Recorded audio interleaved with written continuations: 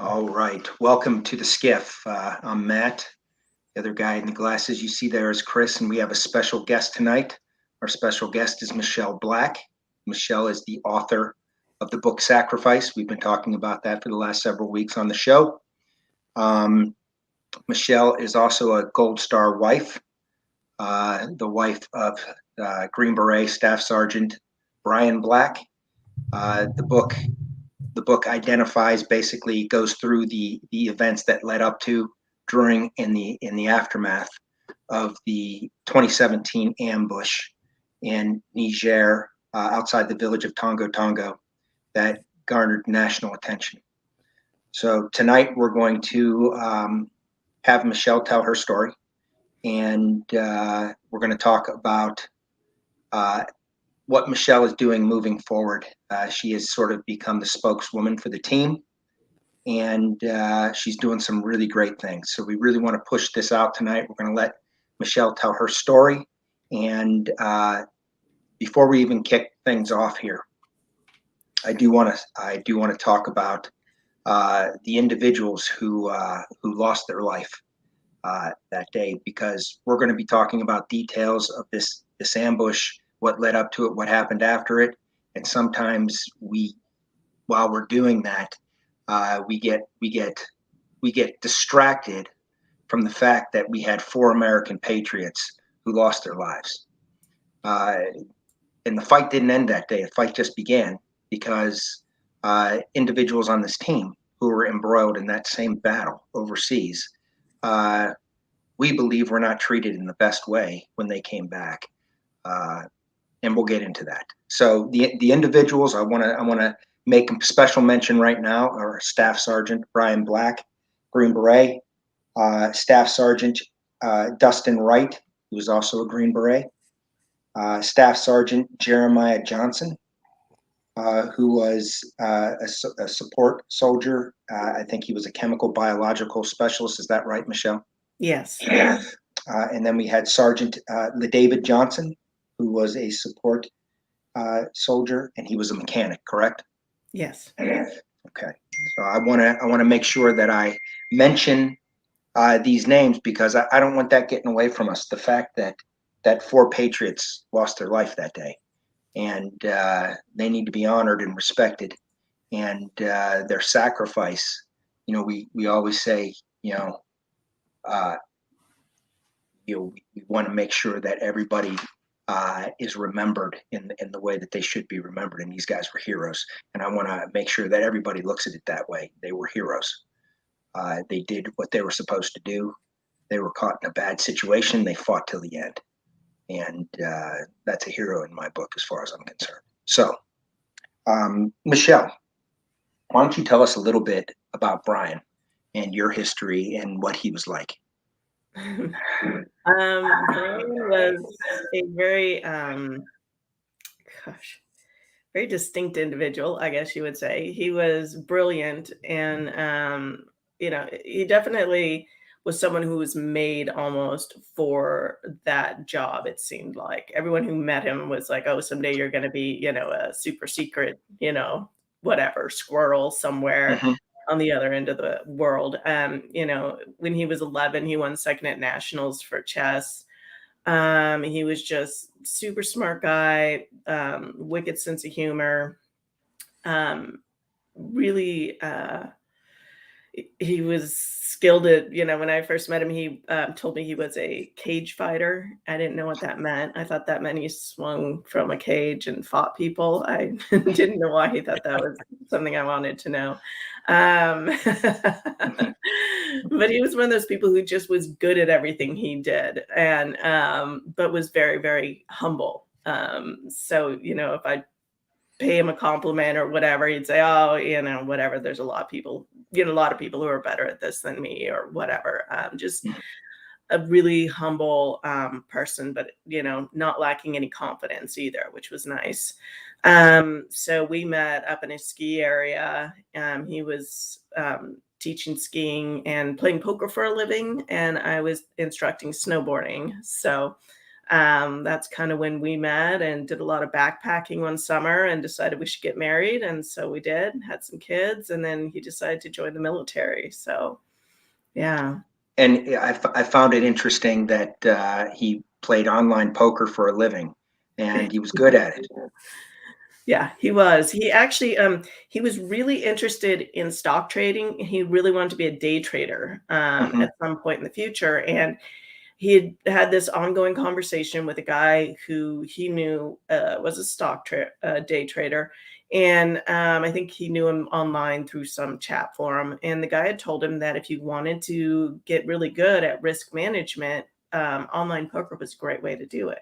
So Really? Brian had gotten into it just to get good at risk management, and when it came right down to it, he had a bit of an addictive personality, and he was really good with numbers. And so he was winning a lot of money. And so by the end of it, he could support me and the kids playing online poker, not a problem, and buy us a car. And I mean, all this stuff. And so for a little while, everything was great. And then when things changed as far as banking laws regarding online poker sites, um, he could no longer. It became risky to keep your money on these sites. So that's when he decided to join the army. Decided to go be all he could be in the army. Yep. Now he was also a chess master. You'd mentioned that. Yeah. He was at a very high level in chess, wasn't he, when he was younger? Yeah, he started playing when he was, I believe, 8 years old, Hmm. and, he and his brother would go down to the local chess club here in Washington State over in Tacoma. There was a Tacoma Chess Club, and they were the only 2 kids allowed in back then. Everyone would chain smoke in the chess club, and if the boys were there, if Brian and his brother were there, then the rule was they had to keep the door cracked.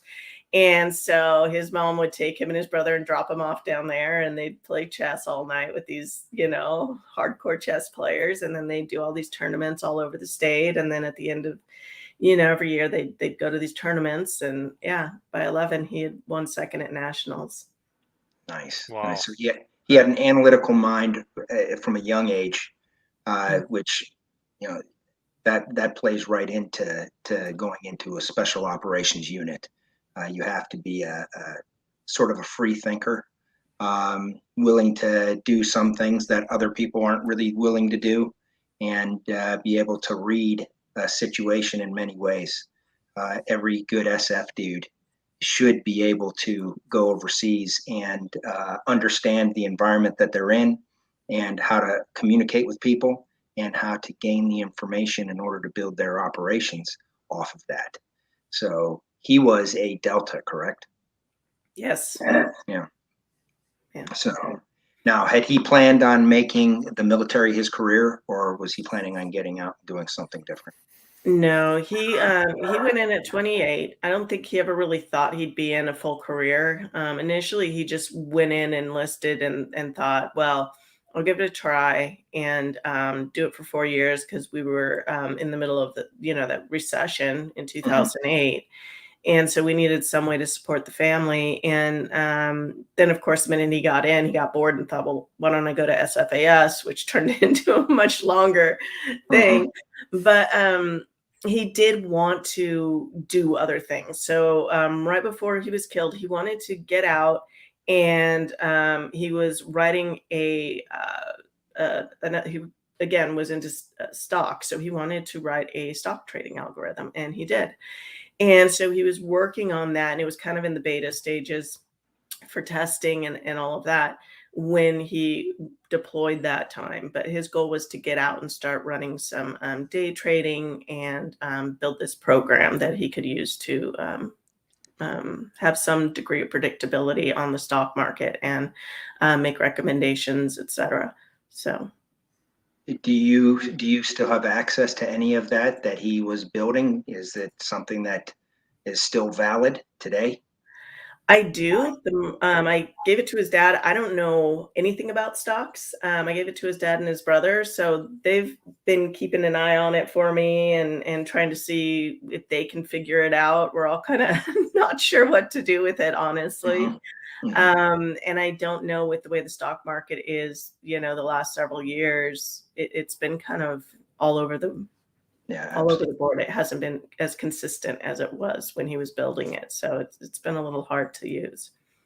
So you guys wound up at third group. That's where he wound up after he graduated the Q course, and Yeah, probably spent close to 3 years in the Q course. I would imagine as a Delta, correct? he did.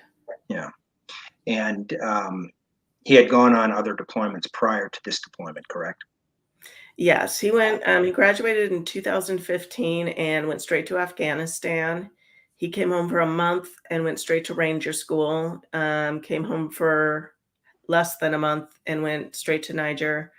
And then came home, and then again the next year went to Niger, and that's when he was killed.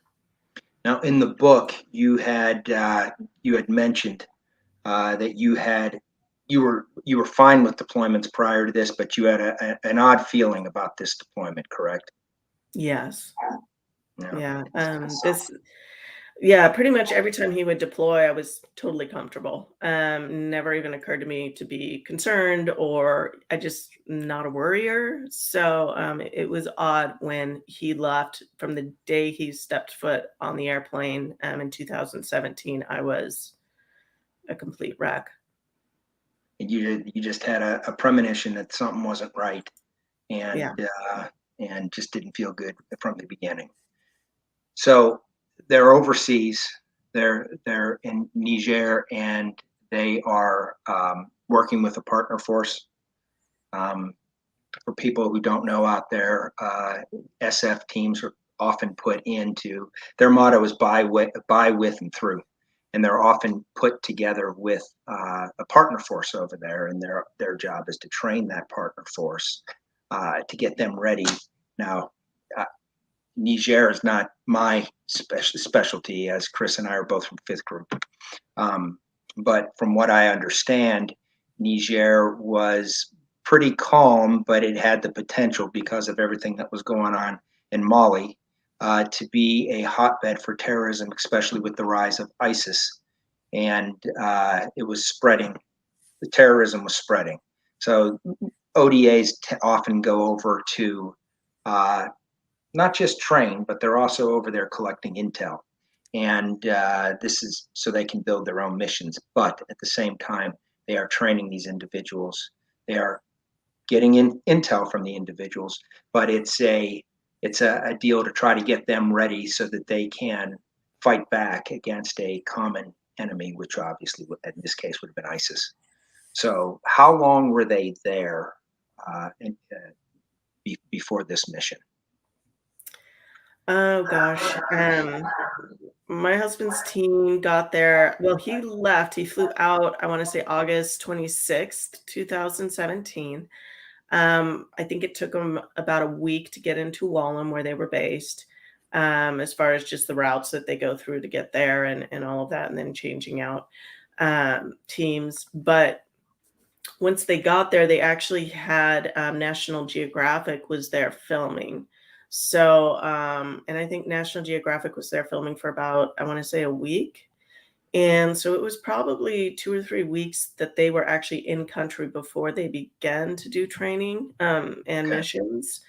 And so by then it would be, mid September. So they were really, I would say, 5 weeks of missions before they were ambushed.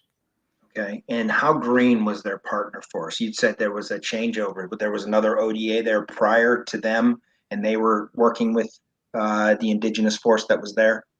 Yeah, but it sounds like the indigenous force was very, very green. Like they Mhm. really didn't have much training at all.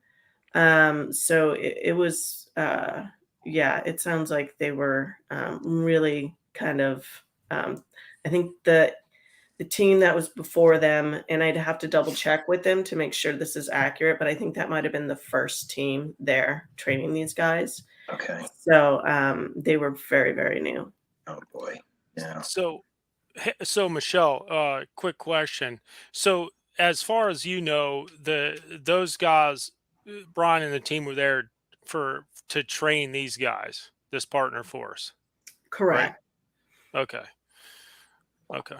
Yeah, their mission set was specifically by, with, and through. Okay. Okay. Yeah. That to me sounds normal so far. Um, so what's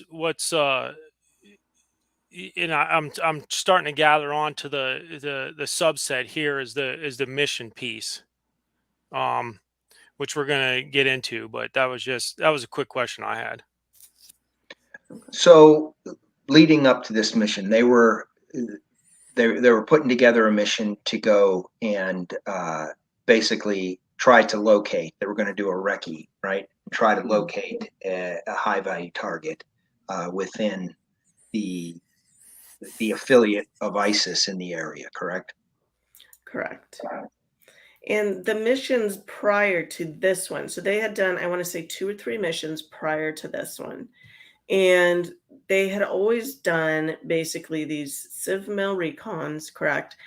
Um, sorry. And so they were going up to Tillua, and it had always been they got a piece of single source SIGINT, and then they were being sent up, to do these missions and then come back. So when they got this mission the night of October 2nd, they received same things, same single source SIGINT, and that bothered the captain because because in his mind, we're kind of building a pattern here, and these Mm-hmm. guys aren't stupid. They're going to see us every time, we detect this single source signals intelligence.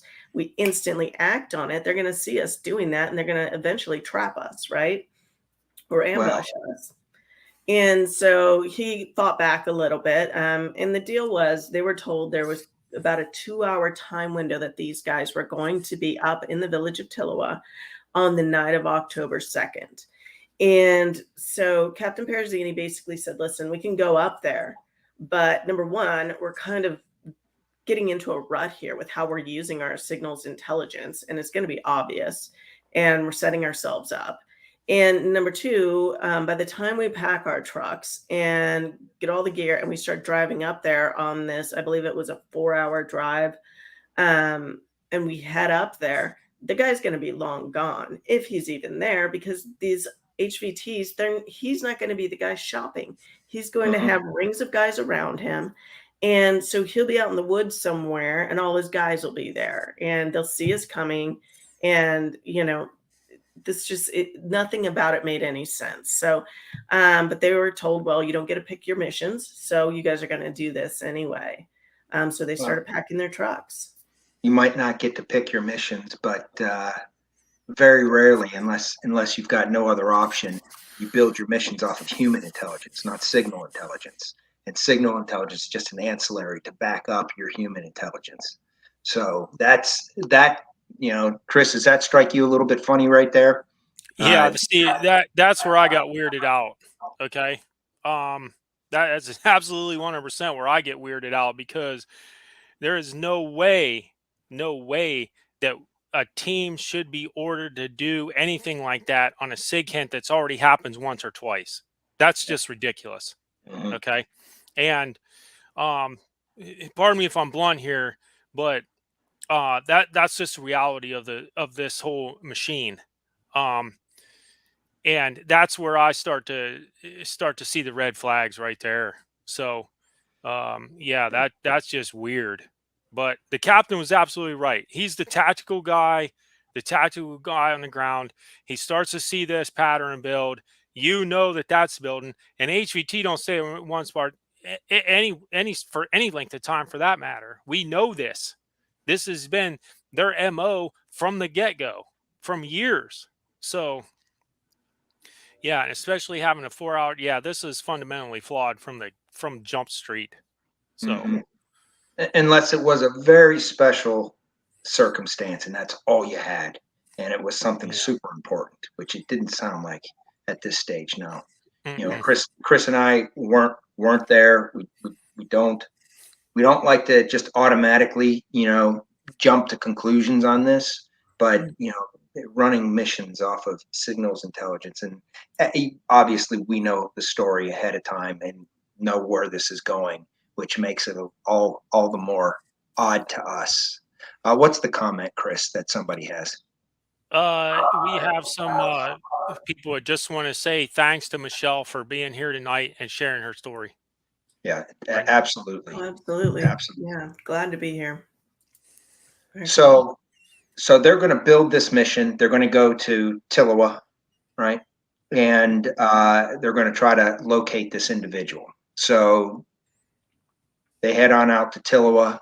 What happens at this stage? Well, what actually happened is that night they're packing their trucks and they get a second call from people at headquarters in Niamey saying, "Hey, you know what? Change of plans. Stop packing. We want you guys to go in the morning now, and we're going to send basically a reconnaissance vehicle with you." And so they're going to come out of Niamey. They're going to go with you. And by now it's like, well, by the time we get there, this intelligence is so old, it's not relevant. And so that's when the captain said, okay, fine, still disagree with it, but we will go. I'll let partner forces know we're going to put everything back, and then we'll repack for the morning. That means everyone's getting like 4 or 5 hours sleep max.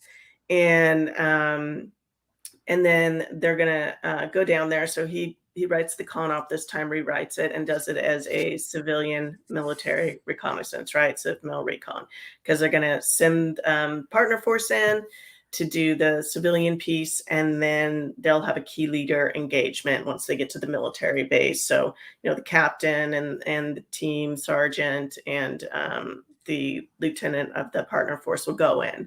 And so that's kind of the plan. So he makes a con op that's a CivMil recon. And I specifically bring that up because that's what the entire investigation later on would use to blame the team captain for the entire incident.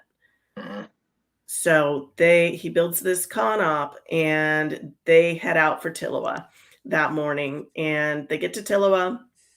Partner team goes in, does the civ recon, then they go up to the military base, they do the KLE, things are good, mission successful and completed, and they head out to south, heading home. And they're about an hour and a half, 2 hours outside of their home base when they get a call over the radio that says, "Hey, stop. We want you guys to turn around." And now they're receiving orders to go on a second mission. They're stopped outside of a town called Mengazi. And so they sit by the side of the road and they're told, "Hey, listen, there's what we believe is an enemy campsite up near the Mali border. So you want to go past Tillowa several hours. And up near the Mali border, there is this campsite that we believe is an enemy campsite. Don't worry, we don't see any movement. There's only like a tree up there and whatever." But they've been looking at it with one of the drones, and according to the major that I spoke to, Major Alan Van Son, when you look through the drone, he said, or from the actual like visual that this drone had, he said it would be like looking through a straw down. Because the sights were terrible. He goes, so you'd be like looking through a straw from way high up in the air. And so, of course, they could say that there was only one tree, but they couldn't really guarantee that there's only one tree, right? So they're saying, well, there's only one tree. There's not much up there, but we think this is where the enemy is. Again, they're basing it off of single source SIGINT, same SIGINT that they were using before. And so the captain says, we cannot do this for several reasons. We don't have the assets in country that we need. There's no casualty evacuation. There's no QRF. All they have is one drone with them that is running out of fuel, and it's a shared asset in country.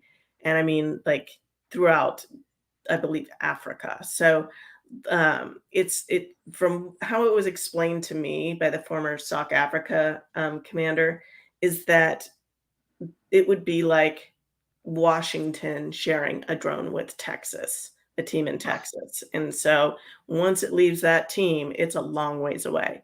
So they had one drone and it was running out of fuel. So if they did do this mission, it would not make it home with them. It would run out of fuel and have to return back to its base. Well, on top of that, Mali was a hotbed for terrorist activity. and we were never authorized to go into Mali, yet the terrorists were coming back and forth from Mali through Niger back, and get up there, they can strike you and then disappear across the border, and they're gone for good at that stage. Correct? Yeah. Yeah, and they're on motorcycles, right? I mean, when you look at the motorcycles that can go about 25 miles an hour through the desert sand, and you've got these vehicles, these Toyota Hiluxes that are lucky to be going 10 miles an hour up there in this rough terrain. I mean, there's no way that they're really And gonna that's what the accomplish team was in. anything. They were in Toyota Hiluxes, correct? They were. They had obviously unarmored, but they didn't even have bigger engines to help them make sure they didn't get stuck in the sand. Or, yeah, that was an issue they had constantly. Was the issue of getting the truck stuck in the sand. Where And did that order come from, telling them to go up to the Mali border? it came from the AOB in Niamey, so the Advanced Operations Base. So Okay. at that point, it was just the person commanding the base there. So it wasn't from anybody higher up at that point, but the captain felt obligated to go. And so he actually decided, because him and the team were sitting there and they were going, there's no way we can go up there by ourselves. It makes no sense. We can't create a sufficient blocking position. We can't stop these guys from, like you said, escaping across the border. We can't do anything. And we don't have any, backup. So he called his friend who was with a team 3216, Team Arlet, and they were stationed in Arlet, Niger, and they were a heliborne unit. So they had a helicopter available to them. It was contracted out through, I believe, Berry Aviation. And they also had an EFON, which is like a Nigerian partner force that's a kind of a special forces. And it was a pretty highly trained special unit of Nigerian partner forces. So they were excited to be a part. So they said, yeah, absolutely, we'll take part. And then that will allow you to have that built in, QRF. And so my husband's team would now act, ODA 3212 would now be acting as the QRF. And then they would have that built-in air support, right? Or casualty evacuation if they needed it. And so that's kind of how the whole thing turned into going higher up the chain. So they had to then contact, now that it was a multi-team thing, they had to contact those higher up the chain. So Lieutenant Colonel David Painter, the battalion commander, was located in Chad, and he was contacted. And now he was a part of it, and he contacted the third group commander, Colonel Bradley Moses, who was in Germany. So now you had all of these higher level guys involved. And so now they're starting to do video teleconferences, and they agree that Arlet should be a part. So then they order my husband's team to start driving towards the Mali border, give them a point that they set of coordinates where they want them to get to by that night. And then they basically say, once you get out there, we're going to send Arlet out there, and then you guys, be at this point by sunrise. And that's how it's going to work. And you'll act as the quick reaction force. Well, so that would make sense. If they had unarmored Hiluxes, they probably didn't have tons of crew-served weapons. It would make sense for a team that had air assets to now take over and act as the primary, especially with a trained partner force, and for your husband's team to act as the Q. That makes perfect sense if they're going up to this area, right? Yeah. And honestly, if they had thought when they left their base originally that they would be going on a mission like that up closer to enemy territory, they probably would have packed heavier weaponry. They would have packed more water, because they would have thought, hey, we're going on a 2-day mission, not a 1-day mission, and who knows what we're going to run into. There's a lot of things they would have done differently, but they didn't know. So now they're turning around. They're a little bit short on water. They definitely don't have the weaponry they should have had going up to that area. And so they've got 2 mounted machine guns, and then just their standard issue weapons. And then my husband had a grenade launcher, but that was it. And so now they're taking off towards the Mali border.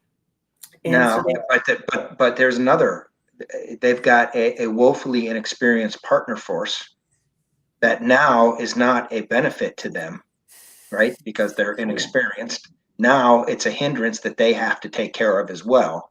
So it's like a perfect storm is being mounted against this team, and who higher up wasn't looking at these details saying this doesn't make any sense. That's a little bit of a failure point to me. And like I said, I don't want to, I'm not here just to point fingers, right? I think in the aftermath of all of this is what really upsets me. And we're going to get to that slowly, but that's a big consideration. You know, having an undertrained partner force that now you're getting a follow-on order to go up to the Mali border, which is the hot spot, with a group of people that basically, you know, aren't trained, and that's a huge hindrance to the ODA. So I'm sorry to interrupt there, but that's everything is sort of stacked up against him. So he's got another ODA that's willing to go with him, which is a bonus and a plus. What happens at that stage?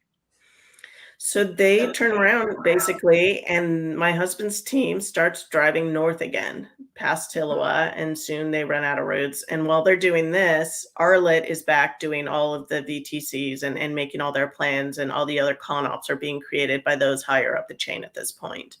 Somebody back at base. So I think Arlett created the next one, and then after that, it was handled by, I want to say, Lieutenant Colonel David Painter's staff.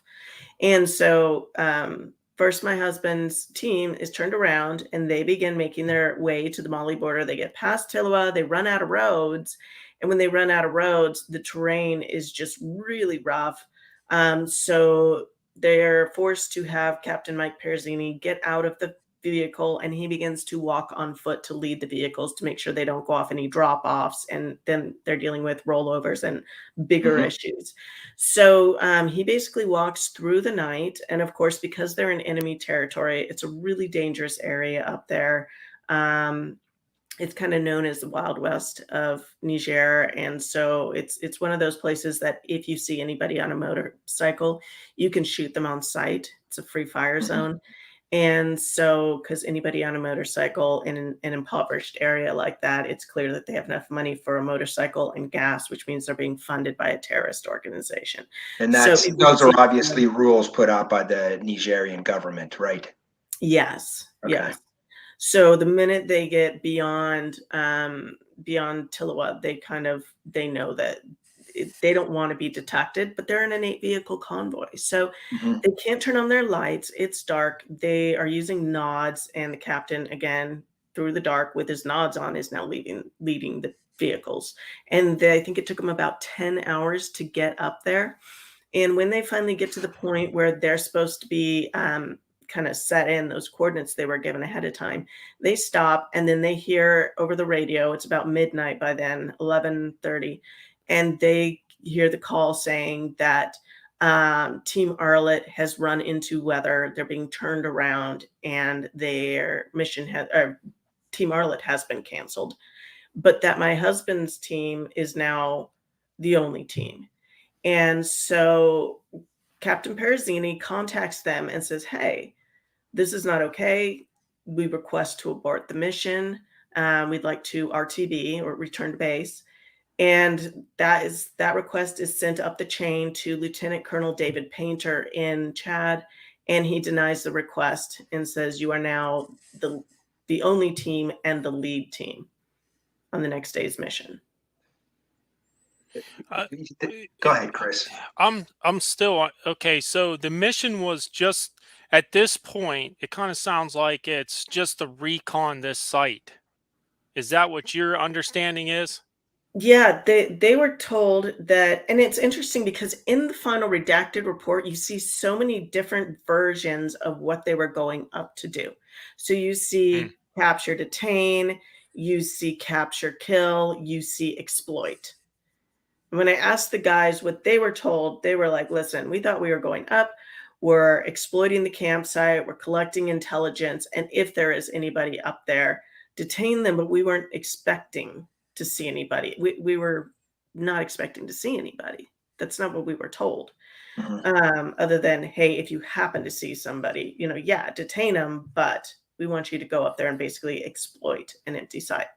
So they weren't really sure. So it took me a little while digging to understand what they knew, what they were told, and then what the mission really was. So I still am kind of foggy on that, Well, honestly. the team should have known what the mission really was. You don't keep a secret from your team what the mission is. Usually the team builds the mission together. Yeah, So, that, and I'm just wondering why this battalion commander, when he's got his guys on the ground, SF is supposed to be a bottom up unit. That means the guys on the ground know what's going on.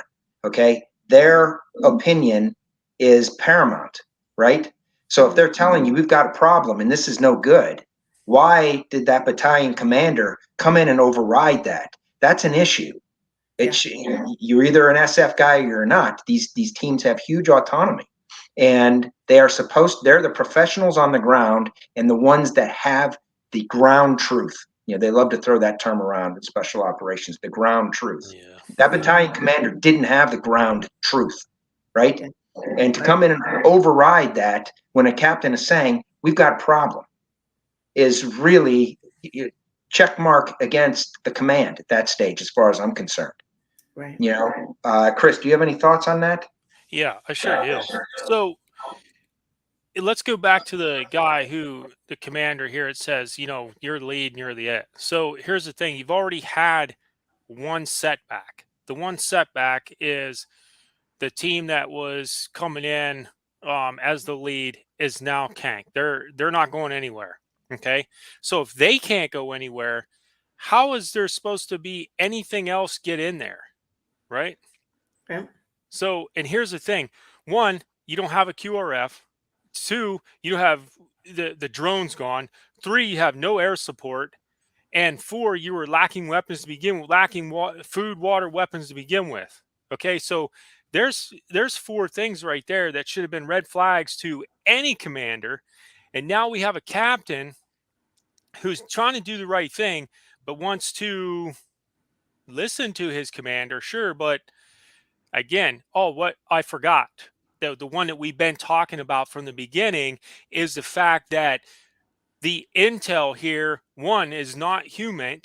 It's a SIGINT, which who knows where that came from, Mm-hmm. because it wasn't bottom driven, like Matt just mentioned. It was top driven. So we don't know where that came from. And who sorted that out? We don't know. So yeah. there's five things right there that should And have you been can red add one flags. more. You can add one more. How far were they supposed to go from Wallum? Is that where they were based out of? Yep. How far? How far is that by vehicle? We know it's more than 10 hours. So guess what that is, Chris? Once you're an hour out, what is that? Yeah. Right there. Yeah. There's another strike. Another That strike. that Yeah. that commander. I like I said, it's you just start to look at these things pieced together and you have an issue because that captain on the ground and that team sergeant on the ground, they have a warrant on that team, you know? I'm trying to think. I know they did. I think he might have just retired right before that deployment.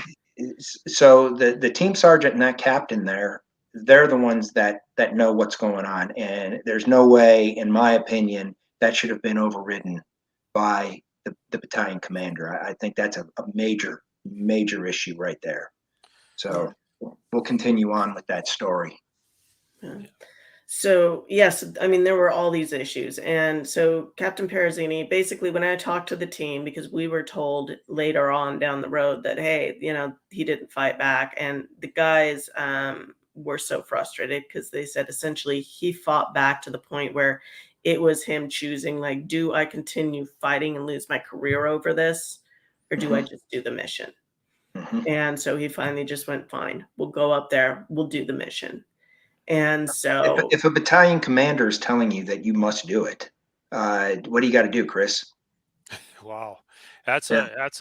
I mean, that's a hard one to swallow right there. Mhm. I mean, that is a hard decision to swallow. So, I mean, at this point, I mean, you really, you got to go. I don't know. It just, to me, it sounds like the captain was trying to do as best he can, you know, Mhm. Yeah. but He, at the he end of was the he day, was he was in a rock, between a rock and a hard place, yeah, because he's right. You don't disregard orders from a battalion commander as an ODA team leader. You just don't do it, Yeah. right? yeah. So Yeah. so they're making their way up there by themselves. No QRF. Their mission has changed again from the QRF to now the primary and the only. Short Well, on food, water, the whole and nine now they're yards. going to be short on sleep because they were told, hey, you guys are going to get there. You're going to have a couple hours sleep. Then you'll get up there and you'll be, you'll set up a QRF few hours south of the site. Well, it's kind of exploited by Team Arlet. Well, now they're realizing we've got to sit down. We've got to make a plan, an action plan, and then kind of do some quick rehearsals. And then we've got to get some sleep. And then we've got to start the movement earlier because we've got to be there before sunrise and we have to be all the way up to the site. So they sit down, they do that, they do the quick action plan, kind of run a few quick rehearsals, and then they realize we've got maybe an hour to sleep, but we need to pull security. And so they have the partner force lay down, and then the team members take 15-minute shifts to sleep. And basically they each get 15 minutes and they get up and they go. And that's it. So now they've got a bunch of 17 to 20-year-old untrained Nigerian partner forces who are scared out of their minds because they've heard the stories of the attacks up in that area, and they're all going on 1 hour of sleep that night and 4 from the night before. And they're not trained on lack of sleep. And now they're running out of food and water. And so they run up there and they're assuming it's an empty campsite. And when they get up there, what they find are motorcycle tracks just crisscrossing all over the place. And it's just surrounded by these trees that have these huge canopies that go all the way down to the ground, and then is covered in this thicket of brush that's kind of like a mountain laurel that's used there kind of as fencing, and it kind of hides the bottom of the tree so that the terrorists can go in and out and take their belongings like motorcycles, etc. So when you walk up there, you don't know if there are people under those trees or not. So when the men walk up, they are completely unnerved. They're having to do this, uh,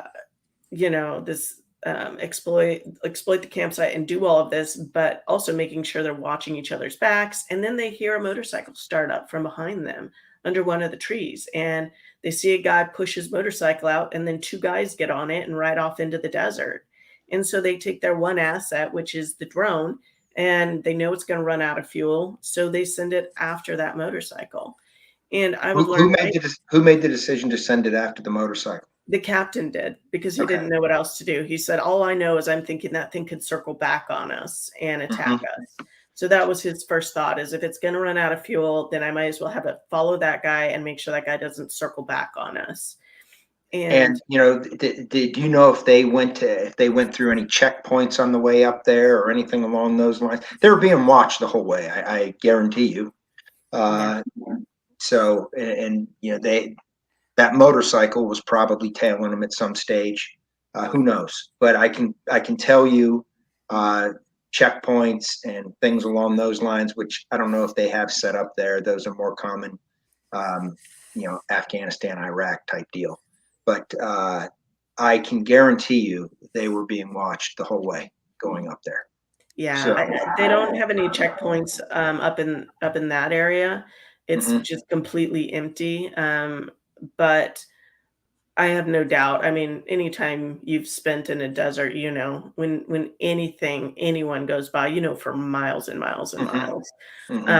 So an 8-vehicle convoy, I mean, you're going to know if you're 20, 30 miles away, you're going to know. So I'm sure someone was aware of their presence long before they were aware of other people watching them. But I do know that when that motorcycle started up and left and the drone followed it, that motorcycle met up with several others in the desert, and then they split off in all different directions. And so, and I don't know if that was relayed back to the team or not. I can't remember right now what the answer was when I asked them that, and I might have written it down in the book. But they basically, the motorcycles went in all different directions, and then the team finished up exploiting the campsite and were just like, let's get out of here, let's head home. So they turned around after that and began to head home. You know, Chris, isn't it odd that there wouldn't be another drone up in the air, especially if that was a hot area up there on that border? One drone, doesn't that sound odd? Yeah, here's, hearing this, the assets to me is really, really the issue here. Amongst other things, not the main issue, but I mean, these assets here, I would say there was probably one or two. And, I don't know whether, Michelle, did you happen to ask that question? I mean, was there more aircraft available? I mean, any more drones available? There were none. That's why Yeah. when I spoke to the former South Africa commander, he was like, he was telling me how bad it was. And that's when he said, we literally share drones on the continent. So because this team's out on a mission, we send it up to that team up in Niger.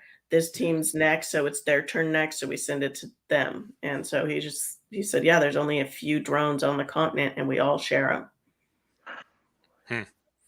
Yeah, that's just that again. Here we go. We're just counting. We're putting another check mark in the weird column. Asset lack of assets. Let's just say lack of assets column for that matter. So yeah. Okay, So go ahead, Chris. What were you going to ask? No, so at this point they've done. Here's one thing I want to bring up too is about the mission. So the mission really has changed. It kept progressing to this. Hey, go a little further. Hey, go a little further. So there's really no defined thing here, except for like, hey, you're going to go to this point and recon this camp. This is kind of what I'm hearing. Is that accurate? Yeah, it's exactly right. Okay. And they had no prior planning to go to this point at this point. So no, I mean, when they left their base in Wallam, it was go up to Tillawa, talk to the people and come home. That's it. Okay. Yeah. And then they got, we don't know exactly who told them to go up initially, but they were told to go up from the AOB. Correct. Right. The person commanding the AOB at that point just said, "Hey, this is what we want you to do next." Do we know who that individual was? I put it in the book, and right now it's completely left my mind. But there was I want to say was it an XO? I don't remember. So I'd have to sort that out. Yeah. Wow. But yeah. And then once they stirred up the trying to get a QRF, that started and sent it right up, and now the battalion commander, the group commander, they're all involved.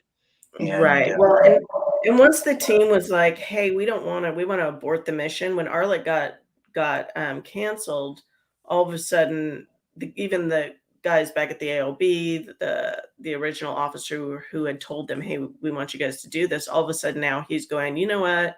Yeah, we don't need you guys to do this. I think this is a bad mission. I think you guys should come back." So now all of a sudden everyone at the AOB and Niamey is on board with the team and saying, yeah, this is turning into a bad mission. They should come home. But now you've got the lieutenant colonel in Chad saying, well, I think they need to finish it.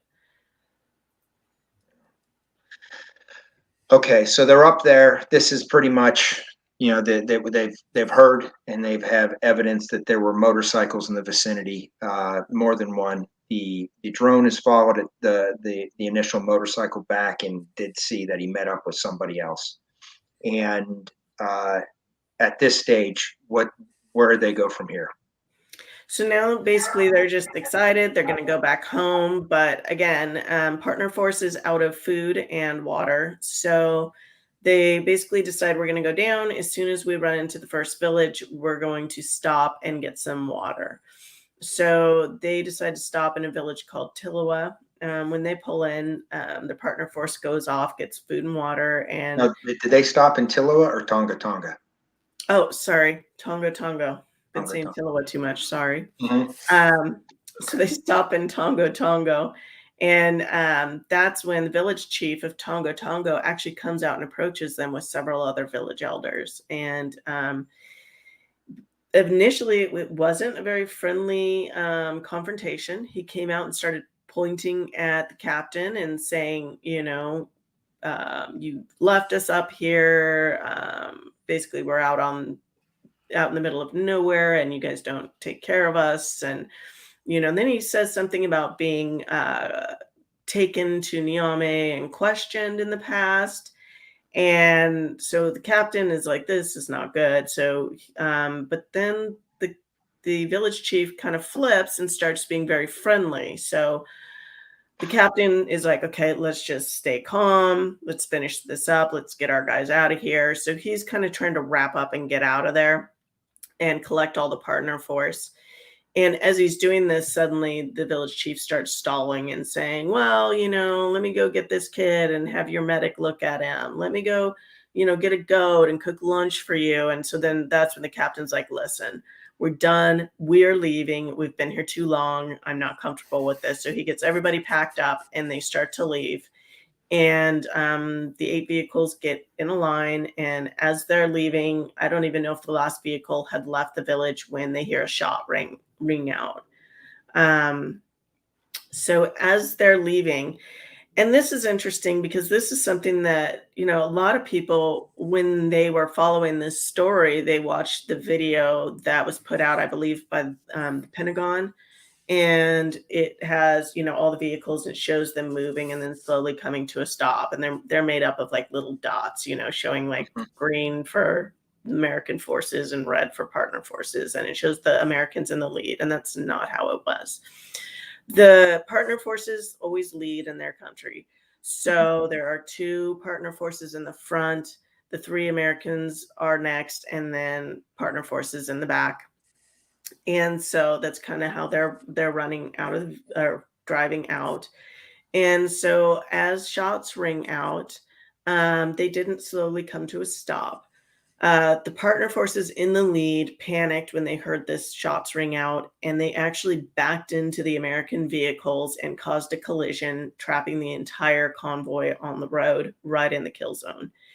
And so that's really what caused a huge issue, because now they couldn't move. And the captain had to exit his vehicle. When he did, the interpreter actually jumped from the vehicle and took off running. He was the first person to leave when the battle started, and now they had no way to communicate with their partner forces. So now partner forces are panicking. Some of the trucks are turning around and taking off. And the fire is building. So at that time, it was not a ton of fire. And so Captain Perazini thought, okay, we've probably got, 5, 6, 7 people. So he grabbed a couple of his partner forces who spoke French and said, let's, go around, do a bold flanking maneuver and take down the enemy. And then we can kind of collect some intelligence and take this back. And once they got done doing their maneuver and began to take some of the enemy down, he realized not only are there still 6 or 7 guys here, but for every one I'm taking down, 2 or 3 more are turning up. And it looks like there's actually tons of people streaming in. And now they're beginning to move methodically and outflank us, like they're going to outflank us on the road, which would have trapped them. So Captain Perazini began to run back with the partner forces. And by the time he returned back to the vehicles on the road, the fire was overwhelming. So the team had 2 crew-served weapons. I'm assuming they probably had 240s. That's what I'm thinking. And everybody else probably has what's called a basic combat load, which is not it's not enough ammo ever, right? your husband had a grenade launcher. Did he have? Was he running? Was the grenade launcher on his gun? Was it called a 203? Do you know, or was he using something called a Mark 19? I think he was in. I'm thinking an M240. Does that sound right? A 240 is a crew served machine gun. Oh, um, it wasn't attached to his gun. It was a separate weapon. Okay, all right, okay. So, and I'm not remembering the name of it right now, but yeah, I know it was separate. So where's Brian at this stage? So Brian is by now he's at the back of the convoy because I think the third vehicle has moved forward, and so now it's American Vehicle 1, American Vehicle 2, and American Vehicle 3 and the American Vehicle 2. Originally he was in the middle of the American vehicles. Now he's at the back. And so he's back there running his grenade launcher. And by the time Mike Perezzini got back, one of the mounted machine guns was already burned up. And one of the men on that was trying, to fix the problem, and it never recovered. So now they're down to one machine gun. And as far as the enemy, what they had it was crazy. They had Dishkas, they had ZPUs, they had mortars. Overwhelming heavy firepower is what they had. How is- many did they ever get a number on the number of enemy? It's interesting because we were told 80. I saw numbers up to 200. My guess is it was at least 150. Just from talking to the guys and reading all the different reports I've read, that's my guess, is it's probably more like 150. Yeah, so to move that kind of weaponry around. Yeah. Yeah. Go ahead, Chris. Yeah, they had plenty of time to maneuver this, just because the team was so much further north, right? It kind of sounds to me like that the enemy combatants here were trying to get into the southern path, and we're going to end up setting up an ambush anyway. Because that's exactly what I would have done, and that's kind of what this sounds like. But they were just a little off because the team was moving too fast, right?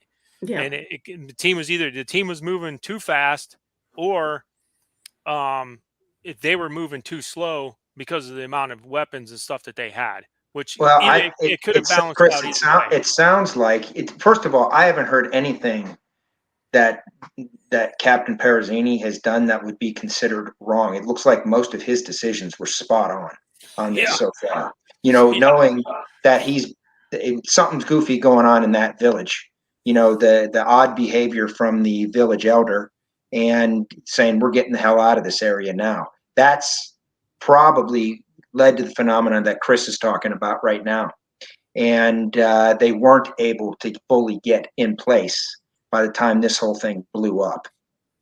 Yeah. So yeah. What's the comment, Chris? We have a comment from Russ. A fantastic book, so detailed, well written, very descriptive. Thank you, Michelle, from the bottom of my heart. Nice. Thank you so much. Nice, Russ. Yeah. Thank you, Russ. So at this stage, it sounds like that captain has done everything he's supposed to do.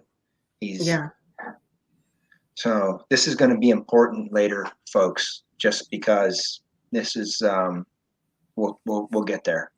So what happens next, Michelle? So now, he's basically telling them we've got to get out of here because he saw the numbers growing. He saw what was happening. He goes, we got to move forward on the road before we get trapped, because at this point there's woods on either side of them. The enemy's coming from one side. There's a marsh on the other, like a wooded marsh. And then there's the village behind them. And clearly they don't trust the village. They're pretty sure they see villagers in that grouping of guys that are shooting at them now. And so if they get outflanked on the front, then they're stuck. So they begin to, they decide, let's gather the partner forces. And that's when they realize we can't leave them behind, but we also have no way to communicate with them. So they're having to use hand signals. Some of them speak French, but most of them speak one of the 20 languages that are found across, that area. And so eventually they do get the guys in the trucks, and then half the trucks that are left take off the other direction, or, so then they decide to throw a smoke grenade. And so as soon as they throw the smoke grenade, everybody's supposed to roll forward. And at this point, which is interesting, so there's the headcam video that everyone's seen. And then there's the headcam video that only the families have seen. So at that point, what I see is Brian and Jeremiah and Dustin, the red smoke starts to go, trucks start to leave. Jeremiah's whooping and hollering and having a good time shooting people. And he was really incredible. And Dustin's just taking out enemy, and, same with Brian. So it was really encouraging to see. And then Jeremiah turns to Brian and says, "Hey, what do you think we should do here?" And Brian seemed to be leading the truck. And he said, "I think right now we need to stay behind." And so they stay behind, and you see Brian moving the truck forward into a blocking position so that they can kind of provide cover fire. And that way the other trucks can get out. And then right after that, he's trying to direct the truck forward. And suddenly the truck rolls backwards, and then a shot goes through the back window, and the glass breaks into Jeremiah's face, and Jeremiah goes down. And when Brian sees him, Brian instantly turns around and rushes out, exposing himself to incoming fire, and he's hit and is killed. And as soon as he is hit and killed, Jeremiah jumps up and drags him behind the vehicle, and him and Dustin are trying to figure out what to do with Brian and if they can save him. And it's beyond that at that point. But then they're being overrun. And so they really don't have any other option but to run and hopefully make to the woods, and they don't. So that's unfortunately how that played out. And the only positive thing I would say about that is that bought the rest of the team time to escape, because the full force of the enemy was distracted with Brian, Jeremiah, and Dustin. And I know Brian would have preferred that if that meant his friends getting out. I mean, you guys have been on teams, you know how that works. And so the rest of the team did, I believe it was a 300-meter bound. And the first two guys turned around and realized their friends were missing and hopped out and took off back to look for them. They made another 300-meter bound, and another two guys went back to look for them. And so now the team is split up. But what they didn't realize is that it was too late for those guys. And the minute that firepower no longer had the distraction, or that group no longer had the distraction of Brian and his truck, they began to move around and outflank the rest of the vehicles that had made those bounds. And so while they were sitting there waiting for the four guys that had run back to come back to return, the firepower began to increase until it was completely overwhelming again.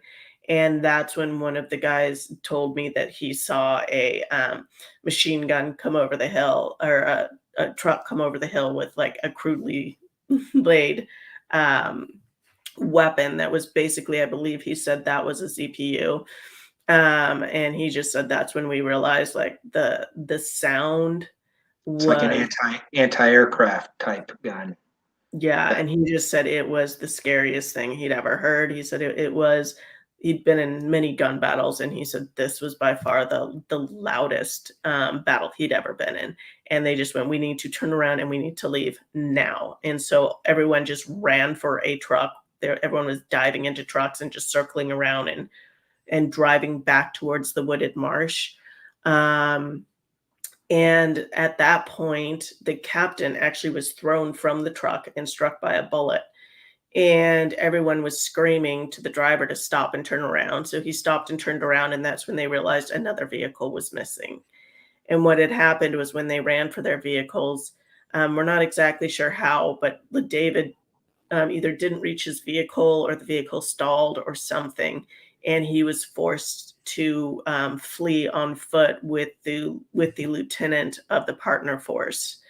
And they ran, I want to say, over a mile to a tree, and David was the only one who made it to this small shrub tree, and he jumped under it. And according to one of the men I spoke to, he managed to kill several people before they came up with one of their machine guns, I believe, and unloaded on him, and killing him under that. But so by the time the team had turned around, he was gone, and they had no idea where he had gone. So they, fortunately, when they did turn around and sped back, they saw the captain and managed to pull him into the truck and then head back towards the tree. I think by the time they got back into the trees and they were hoping to escape through the marsh, they actually ended up burying the truck in some of the mud and couldn't get through it. By that time, everybody except I want to say 2 people had been shot or injured in some way. No shot, and including Brent, who was Captain Bartels was driving the vehicle, and he'd been shot through the elbow and just shattered his elbow. And so he was bleeding pretty profusely. And so they had to flee on foot. And now they are being chased by mortar rounds through the woods. But they have managed to link back up with the 4 men who had gone back looking for Brian, Dustin, and Jeremiah. Those men had never found them, but they all linked back up and then retreated into the woods. So let me ask you a question. At this point, do you have any knowledge of what was happening up on the upper echelon, like at the AOB or any other place during this time? But let me keep that question in mind. But how? Chris, just to clear that up, you're during the ambush. What was the AOB doing?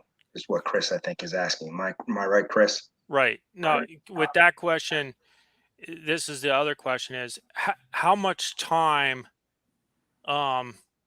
did you see? How much time has he lapsed from first shot until now? About 45 minutes. Okay. And what do you have any idea what the AOB was doing at this time during this 45 minutes? At this point, they are trying to, it was a mess of communication. So they're trying to get anybody out there. So they're making phone calls to, Ouagadougou and Burkina Faso and all of the French bases who have the closest fast movers, anybody who can get in there and at least provide, some sort of air support or some way to scare these guys off. So that was what they were doing. They didn't really know what was going on. The communication wasn't great. The men, I know after I spoke with them, they said that they couldn't raise the guys on the radios, and they found out later that the radios just weren't working between them.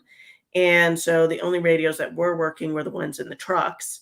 But because everything was so chaotic, they weren't communicating as much as they needed to be with those back at base, just because the firepower was so overwhelming that they were like, we didn't really have time to take a break and radio up. So we're running and radioing and then just back at it.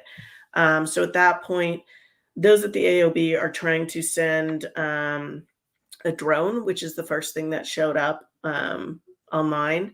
And then at that point, that meant that was the only form of communication that the guys had. But the problem was that drone was being manned from somebody, I believe, back in Ohio or Idaho. So back in the States. And so they would have to communicate. The guys on the ground could communicate to somebody back in the States, and then that would have to be relayed to the AOB. And then the AOB would have to relay that to their partner forces, their French partner forces in Burkina Faso. And then, of course, that would have to be translated into French. And then, so it was an absolute nightmare. The communication was just atrocious. And so it would cause hours and hours to go by before those guys were actually picked up. So, yeah. But after, so initially, I don't know exactly. I think I want to say it was 30, 45 minutes before that, the drone showed up. So then they move through the bushes, through the woods. And as they go through the woods, they're being chased, like I said, and they're dragging their partner forces with them that are left. And then they create a casualty collection point. And at this point, they only have 3 of their most junior people that are left, that aren't incapacitated. Everybody else has to be in the casualty collection point.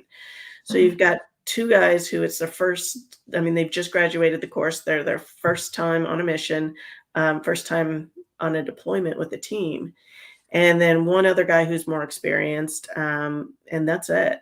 So they're running the whole mission at that point, having to keep everybody alive.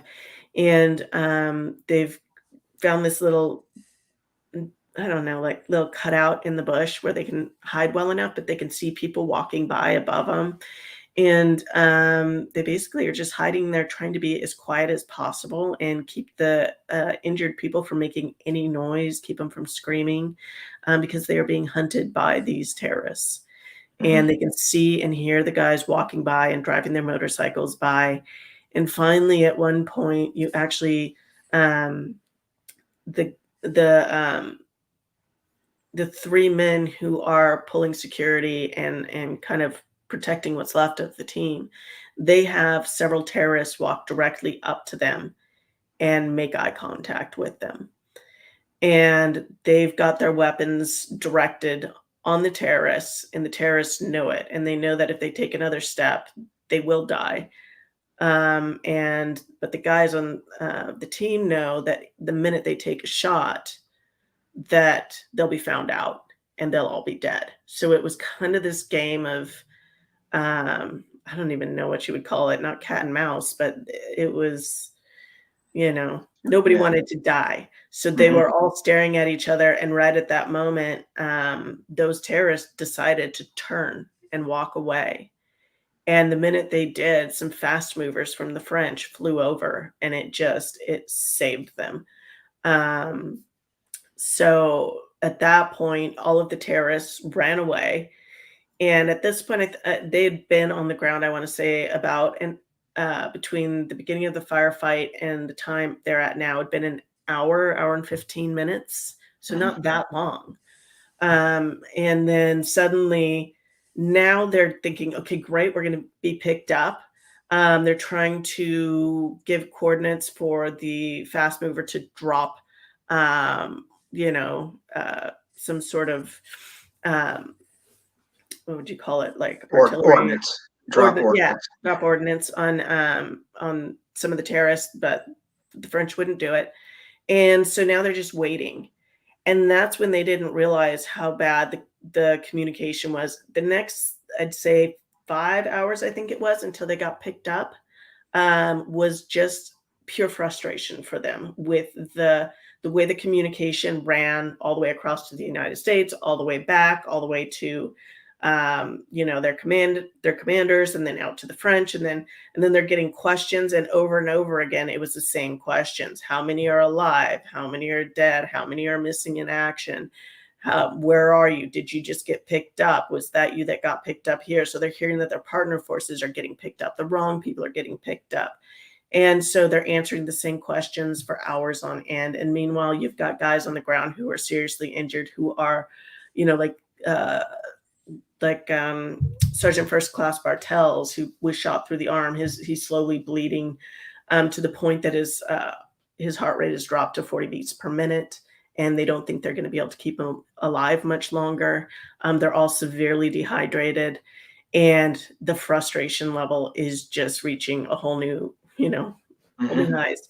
And then the French come in to pick them up finally, and they won't land unless the guys walk out and show themselves. And as you can imagine, they've got the village right there. They've got people walking by on this trail that they can see, and they haven't come out of hiding yet. And they've seen several guys that they know were part of the attack that are walking around. And while they don't have their weapons on them anymore, they know that these guys were part of the attack. So to be told that we want you to come out and wave so that we know it's you and wave a flag, they were not okay with that. So, but they finally reached a point where they had no other choice because the French refused to land unless they showed where they were. So they decided to get out. They walk with all their casualties. They walk out, and just as they get there, a vehicle drives up that looks just like one of the ones that had been attacking them. And so they lay their injured down, and then they see the village chief sitting on the vehicle, and he points directly at them. And then the vehicle opens fire and just unloads on them. So the guys that are left with the remaining clips, basically drop their clips and or unload their clips and what they've got left on the vehicle, and then basically they all drop to the ground, and they're just waiting for the fire to stop. And there's just little tufts of grass that they're hiding under or behind, I guess. And finally, they had one partner force kid there with him, and he stood up and just in French started saying, "Amis, amis, we're friends," and just like waving his hands. And the vehicle stopped, and it turned out it was actually one of their partner force vehicles who just didn't recognize them. I don't know. And yeah. Yeah, that's super strange. Yeah. Wow. Yeah, we're force vehicle. Yeah. Just so you guys know, we're getting a lot of comments on here on the channel here, and they're saying, this is a disaster. We've been talking about it, how messy it was. They can't believe a battalion commander, I guess at some point and that was one of the things I'd brought up, like who is changing this and who is somebody that wasn't even there is going to make a call. Yeah, that to me, that raises some trust issues. Here the issues are starting to mount again. And so that's kind of the comments going on through right now in general. So Michelle, so you're back at home. Let's change venue. You're back at home. You receive a call from your mother-in-law, right? Yeah. Who had seen something on TV, right? And at this stage, you kind of know that was Brian's team, right? Yeah, my mother-in-law calls, and I want to say it was about 7 o'clock at night, 8 o'clock at night. And she says, "Hey, did you see that news flash?" And I was like, "No." And she goes, "Oh, there was a news flash that came across my phone that there was an attack in Niger near the Mali border." And I instantly was just like, "That's Brian. That's Brian's team. Brian's dead." And it kind of came out of my mouth. And then I was like, I don't know that. But I'd known that he was going on a mission. And so we had just talked and just a few days prior. And so I don't know. I just knew. So I kind of retracted and said, "Yeah, we don't know. And I'll see what I can figure out." And of course, by the time I call everyone I know, call the other wives who now have talked to their husbands, and then I call base, and they read me basically just a general statement. I knew. So I basically just went downstairs and waited for somebody to knock on the door. And you have two children. Yeah. Ezekiel and Isaac, right? Yeah. At the time they were 9 and 11. So, and I was fortunate because they were up asleep already by that time. And I want to say it was an hour or two before the the knock came. So I think it was 9 or 10 o'clock at night. I was sitting there, and my mother-in-law had said if I had heard anything, to make sure I call her right away because she's over in Washington State.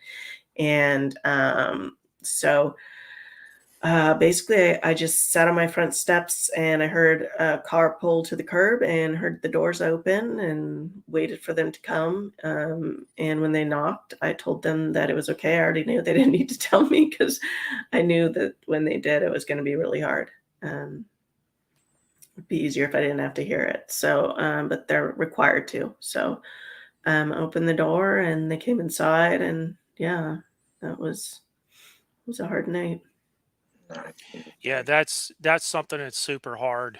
And we as much as I can sympathize and Matt can sympathize with you, we had to do that. That job for one of the guys that was on our team. And it was absolutely the hardest thing I ever did in my life. So we sympathize with you in that, and we can't even imagine how you felt, because it was nothing close to how we felt when we had to deliver that kind of message and look at the family. So, yeah, we're sympathies for you. You know, That is, yeah, it's you don't have words for it. You know, but Yeah. you also have 2 children involved that now you've got to figure out how you're going to break it to them. And your mother-in-law and your father-in-law have been a huge benefit to you with this, haven't they? Yeah, they were huge. I don't know what I would have done without them. I mean, I've been so fortunate because really, I was close with Brian's mom, especially before this all happened. Because I always used to tell Brian I married him for her. He was lucky she was so great. But so yeah, I was the one who had to call her, and I just felt horrible because I mean, I could have waited for someone to knock on her door. I know that's kind of the standard procedure, but at the same time, she asked me to call her, and I didn't feel right about not calling her and doing what I'd promised. So I called her and just told her, and I knew my brother-in-law lived nearby, so I knew that he could be there and show up, and they could have each other, and so I did, and that was probably the hardest phone call I've ever made. And told her, and I think it just went completely silent. And then she said, "Okay, I have to go and call his dad," and that was it. And then the plan was his dad was going to come down the next day. And I thought, if I were a kid, I would not want to know soon, you know. So I thought I want them to have one last good day. And so I was going to take him to school the next day. And then that would give time for Brian's dad to be down there and for them to have lots of family and friends who knew ahead of time and could kind of be there and be prepared to support them when they found out, rather than it just being a complete, I mean, there's no other way to say it, but a complete shit show, right? Have everyone screaming and crying and the adults a mess. I thought this gives all the adults to go through whatever they need to go through and then be there for the kids the way the kids need for us to be there, at least somewhat responsible with our emotions when the kids are feeling theirs. So drop the kids off at school and wait for their grandpa to show up. And once he did, we took him out to kind of a deserted park out in the middle of the woods and just let them know, and then let them kind of run and scream and cry and do all that. And then ask them what they wanted to do after that. And once they kind of recovered, it took about an hour, as much recovery as you can from the initial shock. They wanted to play with friends, so I called a bunch of friends and had people at the house. So when they got there, they had, all their friends and family around, and kind of gave them some comfort. Yeah, you don't know what you're going to quite have to deal with until you're in the middle of dealing with it. So now you've got this massive grief, and now you have 2 kids, and now you have his parents, right? And you're having to there's a huge burden on you trying to make the right decision on how you move from one point to the other to let this all out. Like, even the decision, do I wait to let them show up, or do I tell her? I promised her I would tell her. I have to tell her. That's a huge burden on you too, that people I don't think they think about ahead of time. So I just, I think everybody in the military is grieving with you with this, for sure. And we're not going to cover any of the political stuff and all that nonsense with this. Thank you. I do want to cover the point that comes after, and you're trying to get answers, because if I was a family member, I would want to know, what the hell happened, okay, and some of the things that led up to this, and they were basically stalling on it and trying to do an investigation, which would be understandable. You understand that they've got to do an investigation, but you have confidence that they're doing a good investigation to understand that you're going to get the whole story and everything's going to come out afterwards. And at least we can have some closure as to what happened. And let's pick up on this point here. And I know that the team came back, and obviously they had a gag order. They're not going to be able to talk about it because the investigation is going on, which is understandable to an extent, because they don't want anything to taint the investigation. But once again, we get back to that point where do the investigation and then let the family know what the hell happened. And at this stage, the media is getting involved. People are interviewing the village members and people in Niger, and now the media in our country is absolutely broken. It is absolutely broken, and now they're starting to come up with their own narratives, basically, that's given to them by the enemy, and they're putting this out in the media.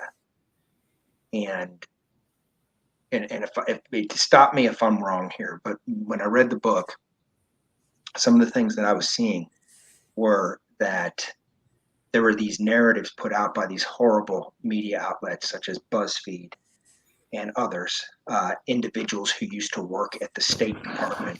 And I just want to let people that watch our channel understand this. Most of these people, these analysts at the State Department, have never done a damn thing except study about what goes on in a foreign land. So while they may be experts on the book, they have no clue what it's like being on the ground, what it's like dealing with the local population, how to even deal with the local population or anything else. So the media is going to these people because they're the so-called experts, and they're just shooting from the hip without knowing what the hell they're talking about. And now a narrative starts to build while the military is doing the investigation, and it's not the right narrative. And am I close to what's going on with all of this, Michelle? That's probably like a part of it. I know my biggest issue was the anonymous sources leaking from within the investigation, because I thought, okay, if you're leaking from the investigation to the media and not the families, that's an issue. What's your agenda? What's your agenda at that stage? I'm the one who paid the price here. And, the media gets the free ticket to the information. I paid the price. I'm waiting patiently for 7 months, watching my husband's face and name be drug all over. They want to discuss whether he was tied up, whether he was stripped of his clothes. They're humiliating him, dishonoring him. And they're going to be given all of this information that I'm not privy to, or I'm not privileged enough to know. They're going to leak to them. And so I thought, if these, I had a real problem with the idea of this anonymous source within the investigation. I thought that that should be a huge problem. But I thought that AFRICOM should have a huge issue with their team of investigators leaking to media. Was That it, what, was did they ever get to the bottom? Was it a situation where maybe the media is making it up with anonymous sources and there was never really a source, and that's I how they mean, it got their could mess? be, and in some ways, I almost wondered if some of the anonymous sources were the officers who were, you Mhm. know, Pushing an agenda right, the and officers narrative. who were Yeah. involved but didn't want to, be blamed, and so if they could make the team look bad, then they get away with it, and so that's what I started to wonder, like, maybe it's these officers who, have access to the media and they wanna protect their careers, and if they can start to twist it towards this narrative, and they already know the narrative they've given to the media to the investigators, then it just I don't know. I So have it's so hard to, my trust in a lot of things over the last 6, 7, 8, 10 years has been shaken on a lot of things. I can't imagine anybody in the military leaking something to the media, whether they're trying to cover their own ass or I just can't. That is so beyond my purview, and I'm sure Chris feels the same way. I just can't imagine, you know. Um, And and I hope not, and I Mhm, hope that's true. I just at that point, I had reached a level of distrust I didn't know who to trust. I mhm, obviously reached a point where I didn't trust the media. I knew that, at one point, I figured out that the officers who came and were comforting my family and having their kids come over and play with my kids and giving the eulogies were actually responsible for the incident and were lying to me the whole time, told me they didn't know what happened and that they were on a routine mission. And then I found out that they knew that it was a multi-team raid and that they knew, all of this from the beginning and that they were pushing the team ahead and they just didn't want to be held responsible. So by the end, I just thought anything's possible in my mind. If you can come and lie to somebody in as much pain as my family was in without any issue with it, to protect your career, then we obviously don't play the same game. So my idea of right and wrong is not anywhere near theirs. And where I will stop, obviously, they will go quite a bit further. So I didn't know who to trust. I couldn't trust the people who were sitting there walking into my home and comforting me and Brian's parents and my children. Um, that was pretty sick to me when I realized, you know, like Colonel Moses, him and his wife and their kids were all, you know, part of mhm. this, and then turns out that it was just all lies. I mean, it's just it's yeah. So yeah, I hope that they still would stop before going and leaking to the media. But when I saw what lengths they would go to protect their career over taking care of a Gold Star family, when they saw what we were going through, I don't know. And wow, that I couldn't have said it better myself. And Matt and I, we talk about this same stuff just in a different scenario, and it seems to come back to the common core thing all the time. People protecting their careers over something they should have stood up for, stood what was right, and said what was right, and they Mhm. just don't do it. Yeah. And time again, this is one of them things where it goes back to the root of the whole selection process and how, and I mean that's a whole nother story. But um that's it. It's even more difficult to hear you talk about it because of your circumstances you went through, because of what you had to go through in the interviews and the people that you had to talk to kind of get a 95% solution to satisfy yourself. Yeah. Well, and I think the sad thing about all of it is even now, I don't like when I hear people say, oh, Colonel Painter's a horrible person, or Lieutenant Colonel David Painter's a terrible person, because I don't believe that. I think they're all Mhm. just people who made like made a bad decision. And what's sad also is I never, from the beginning, I didn't think that anyone should be punished for anything. Even if they had said, no, we purposely sent them out. I know most military people disagree with me, but I didn't want anybody punished. What I wanted was to look at everything and say, okay, here's where mistakes were made. And let's learn from our mistakes, and let's make sure to get more assets in country. Let's make sure that next time the team says, hey, this doesn't look good, let's make sure that they're heard, and let's make the changes that need to be made, to make sure that another family doesn't have to go through what I've been through, because Brian's already paid the price, right? So if he's paid this price, then let's make this price worth something. Like, let's get a lesson out of it. I can't get him back. And so with the investigation, that's all I really wanted, was to hear the truth, and that way we could make some fixes.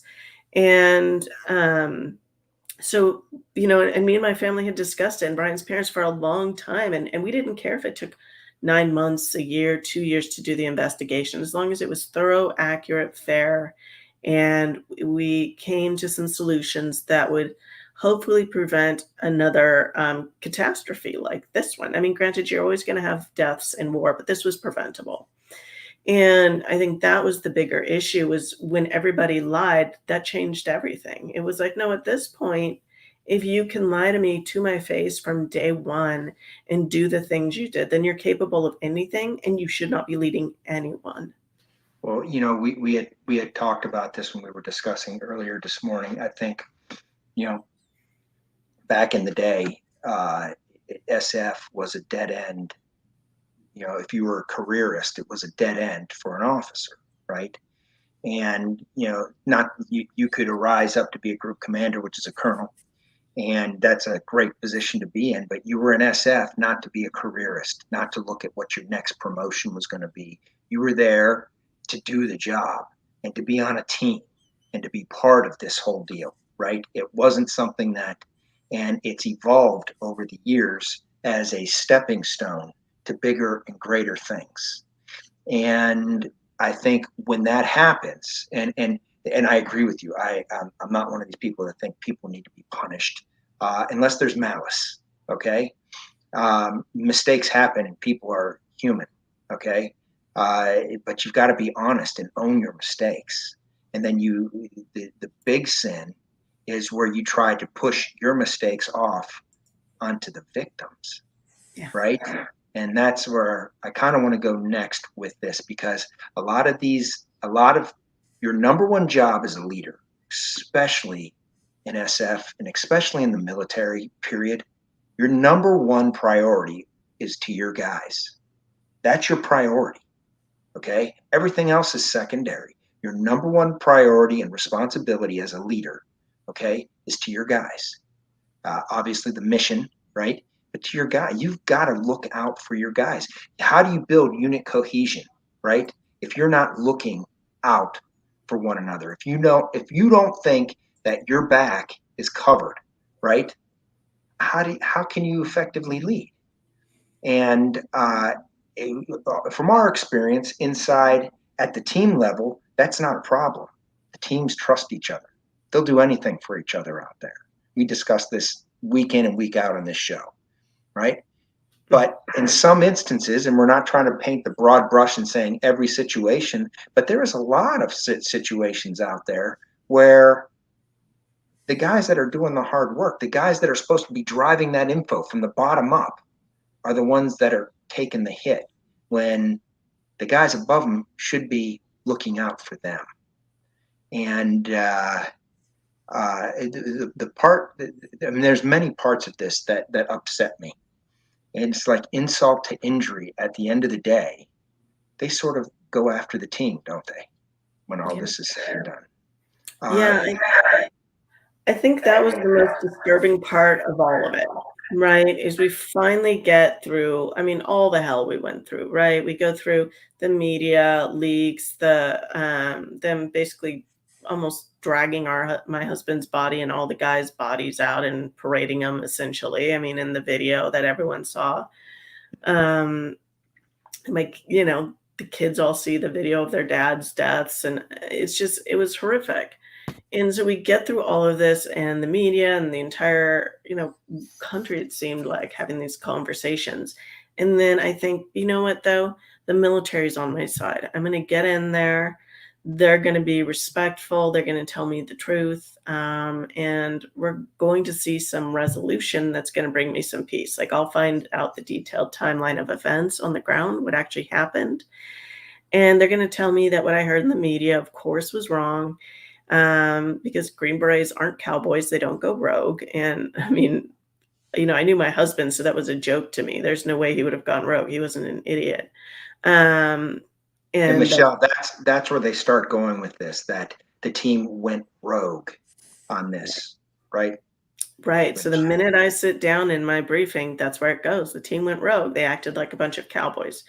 Basically everyone but your husband. Your husband wasn't on purpose. He just, was out there, like, kind of like, in a sense, without them realizing it, they're making it sound like he was dumb and didn't get what was going on when they went rogue. And I'm just thinking, right, my brilliant husband didn't get what was going on, and he just went along with the brand new team captain. Like, there's no way that would happen. Let alone everybody else. I knew the other guys on the team, quite a few of them, pretty well. And I just, so they're kind of setting up this captain to right. take. And they instantly start talking about the first con-op. Well, up before that point, because of all the leaks to the media, I had started looking into con-ops, researching con-ops, learning all about them, talking to my father-in-law, who was a Marine, an officer in the Marines. And so I knew all about con-ops. So then I'm going, well, what about the second mission? What about the third mission? Who made these con-ops? What about that con-op? And they're just not answering me. Well, that's not relevant, Mrs. Black. The first con-op was a Civ Mill recon mission, and there's not a doctrinal definition for that. And so therefore it was, basically it wasn't a legitimate mission. And therefore he was misleading those higher up the chain. And so, it just, that was basically The mission was entire built argument. off of their directive. The mission was built off of their directive. And they're trying to say, well, because it was listed as I've never heard that term before. I've heard like basic doing the same thing, a talk and knock, or knock and talk, right? And then, the key leader engagement, that's a common thing that teams do. This is a basic run in the mill, check the box type of thing that every ODA is going to be doing out there. And to base that mission came from above in the first place, based off of signals intelligence that they received. Yep. Now it goes back to the question from the very beginning. So I don't understand how that even argument has any leg to stand on. They must think that they're talking to people that are just going to say, okay, yeah, that sounds right. Because nothing about this sounds right. Well, I mean, I'm just an Army wife. Yeah.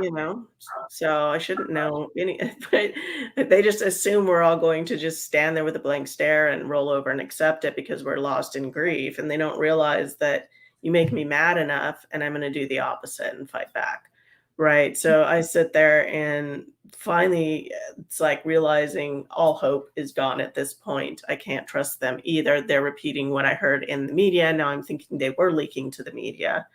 So now my whole attitude is I'm in a room full of my enemies, right? In a sense, I can't trust these people. They blame my husband too. And then they make it clear, like, trust us, Miss Black, the right people will be will be held accountable, which is, of course, Captain Perazini and the other team members who misled them.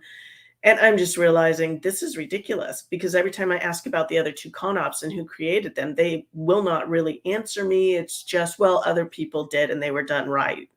That's the answer. Not they were created by under the direction of Lieutenant Colonel Painter. I never heard Lieutenant Colonel David Painter's name until I think towards the end of that.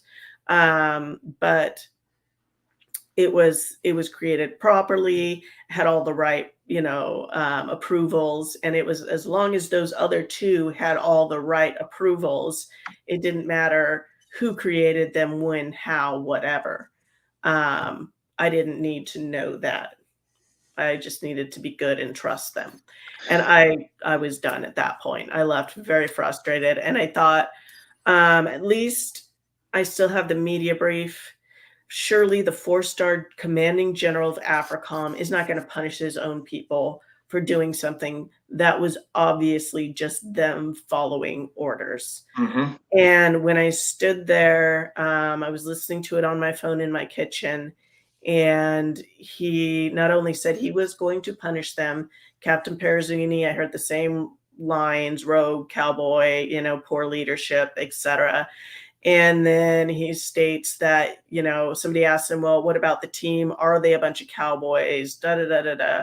And he says, well, while all teams on the continent are performing optimally, this team is not indicative of what special operators do. And I think at that point, Who was the 4-star? General Waldhauser. Okay.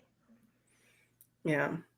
So at that point, he literally just dishonored my husband and every single man who fought and died alongside him. And I realized if he would dishonor the dead, surely he wouldn't stop with the men who were living and punishing them to the full extent of his ability. And so afterwards, I was irate. Took me a couple days to calm down. And finally, I sat with the team and was talking to them. By then it was, I want to say, around Memorial Day when I saw them again. And they didn't, they're not wanting to involve me in it. And I finally told them the day my husband died, I became involved. And what are they going to do to me at this point? Kill him? Lie to me, play his death on TV for my kids to see? Like, kind of, there's not much more they can do to me.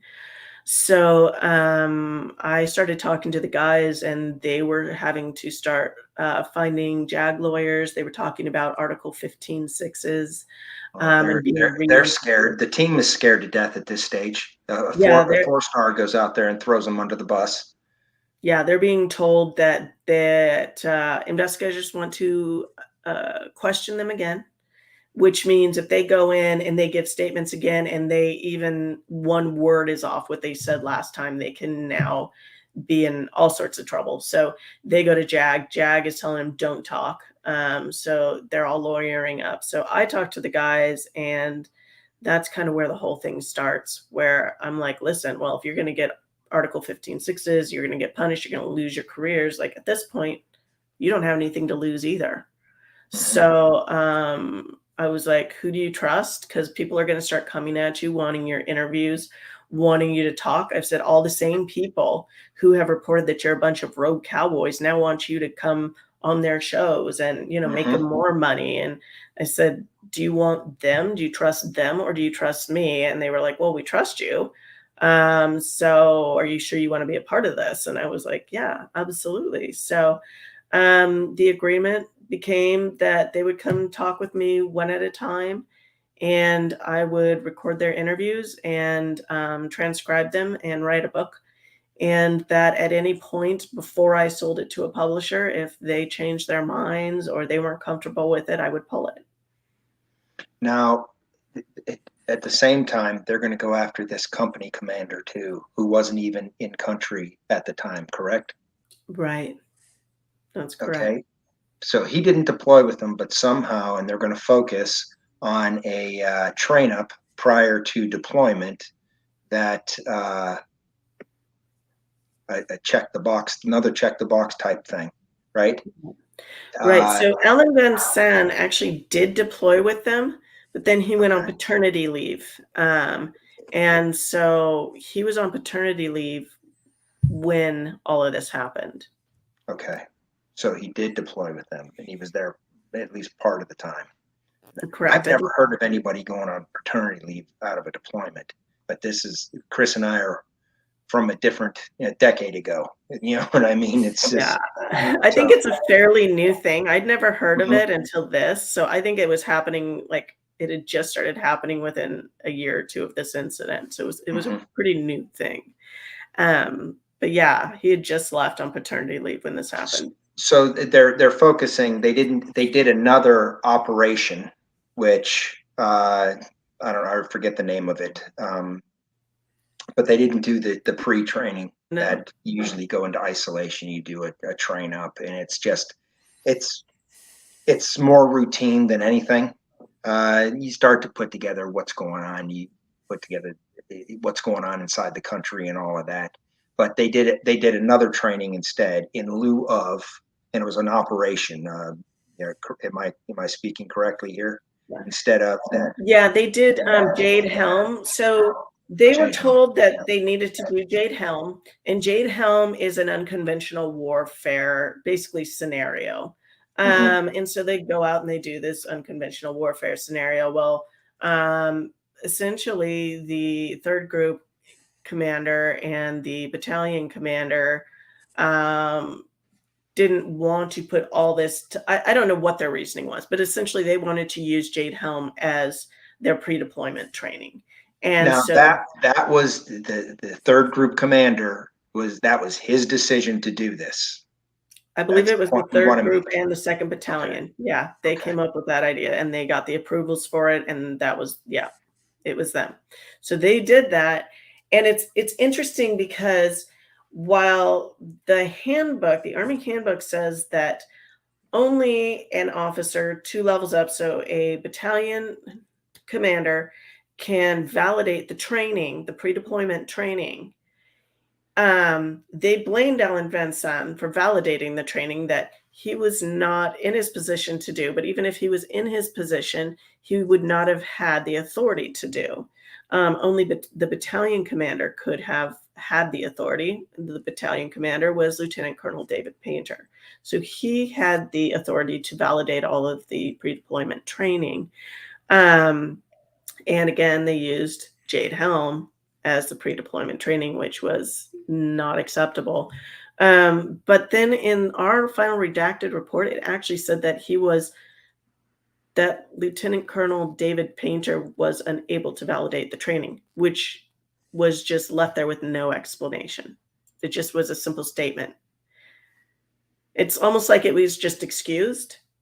Yeah, well, so at the end of the day, the company commander pretty much was run out of the Army at the end of the day.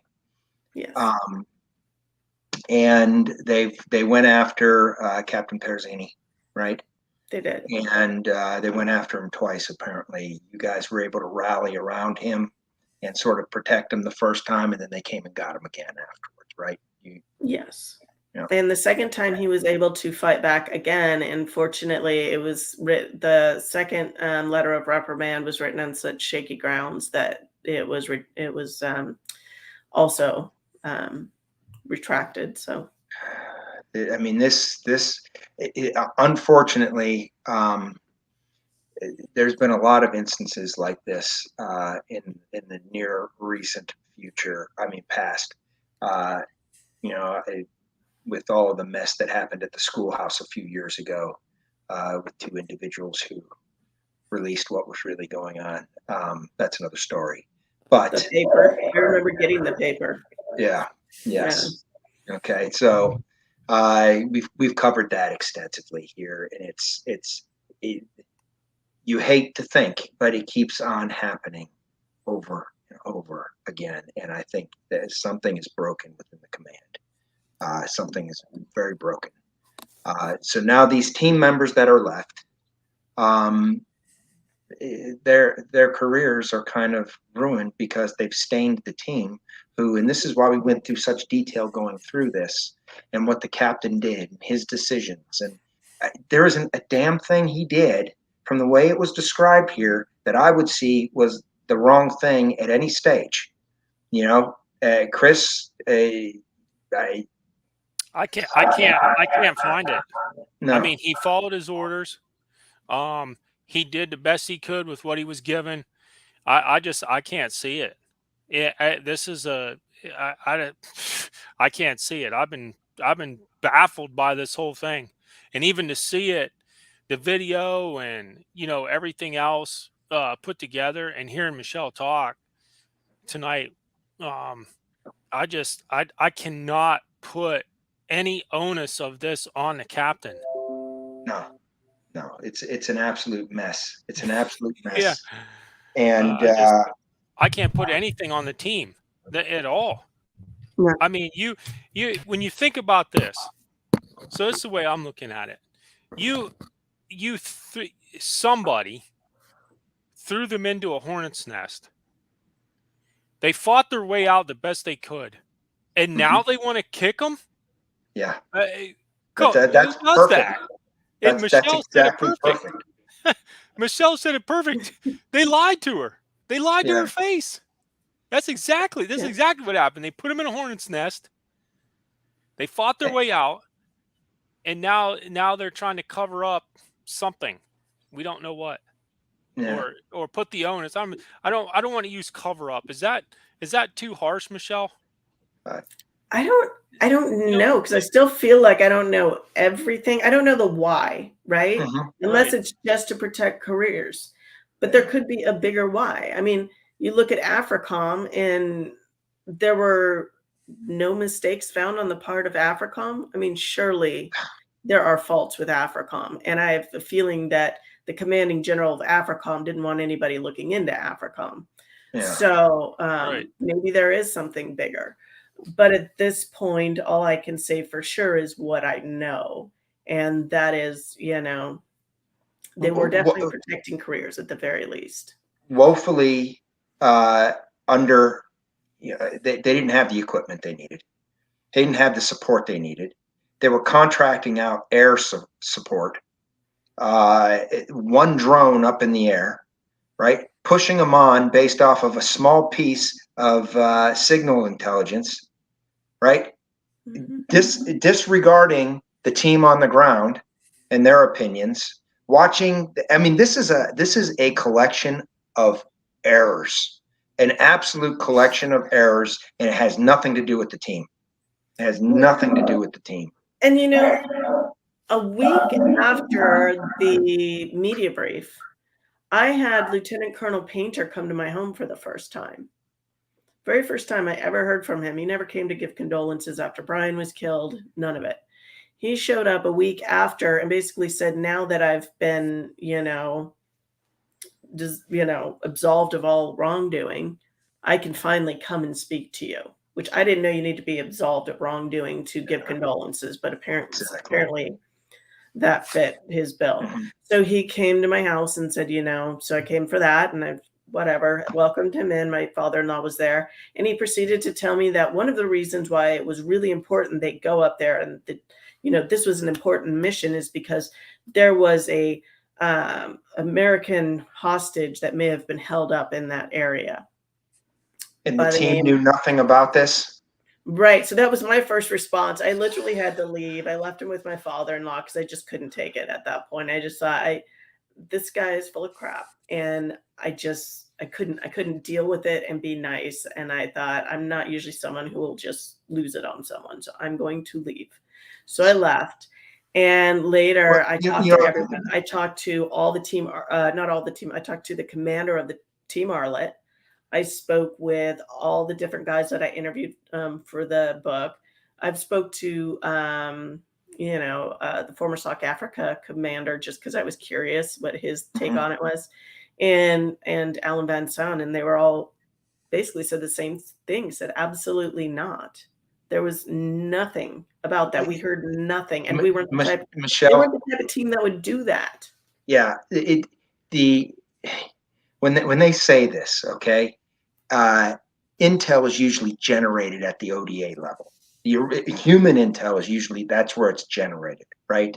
So the whole thing that makes SF a little bit unique is that you generate your own mission via the intel that you're able to collect, right? You generate your own mission, and there's no way that a team would have been out there on some mission that they didn't know what the hell they were doing. There's just no way, and it doesn't make any sense. And they're basing these missions off of tiny slivers of signals intelligence. And the whole thing just dumbfounds me, and that's really, I really want to get this out. I really want to get it out. I want people to read your book. We've been pushing your book here so people would go and pick it up, and some of our audience have already done that. This story needs to be told. You are currently working on a 501c3 that is going to do what? We're working on advocacy, really. So we're going to advocate for basically lower level soldiers or military personnel, their families, and Gold Stars. Those are that's our broad spectrum. But what we want to start with is advocating to change the way things are done, things that are broken in the military. Our first goal is to change the way investigations are done so that we don't end up with the same thing happening to another family like what happened to me. So we want to prevent commands from investigating themselves in the future. Yeah, and that's that's a no-brainer right there. And we need, and then I say we, I've been out since 2000, end of 2010, but those guys need somebody that's in their corner, right? You have the media, a 4-star general, the whole command above them coming out with some nonsense narrative and pushing it all on the team. They are helpless, absolutely helpless against that.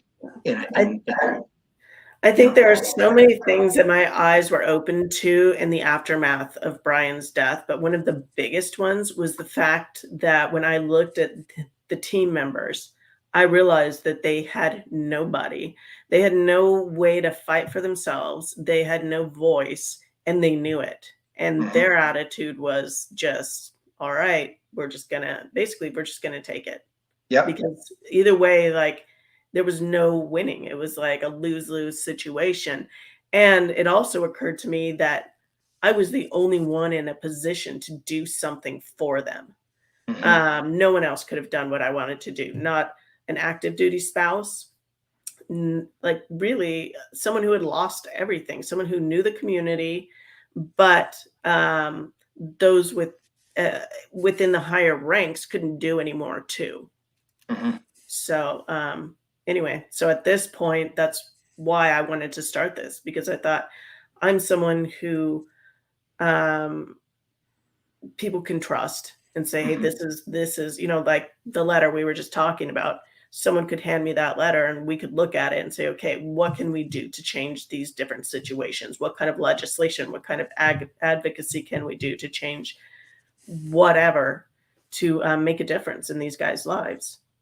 Well, this is one of these things, when you're in that position, we know that the suicide rate in the military is so high.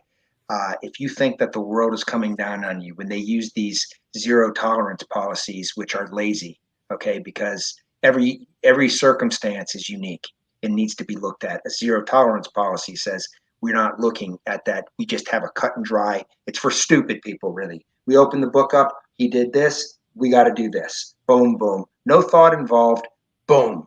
Not taking into consideration the emotional damage, the destruction of an individual who's done nothing to deserve that situation. And this leads to situations, that hopelessness, feeling I've just got to take it. And we sit back and scratch our heads and say, why are there so many suicides in the military? Yeah. And we could go into a whole nother program on that, which obviously. But I think the basic idea is that the military members deserve the same rights as the civilians that they give their lives protecting, right? That's it. They need some sort of representation, just not being at the mercy of somebody who might be covering up for themselves. Okay. And, there needs to be something out there for them. And I don't know if the JAG attorney solves that problem. You know what I mean? Yeah. So it absolutely a phenomenal cause. And I thank you so much for sharing your story with us tonight. The book is phenomenal. Anybody who hasn't read this book, please go out and get it. It's Sacrifice. Get it on Amazon.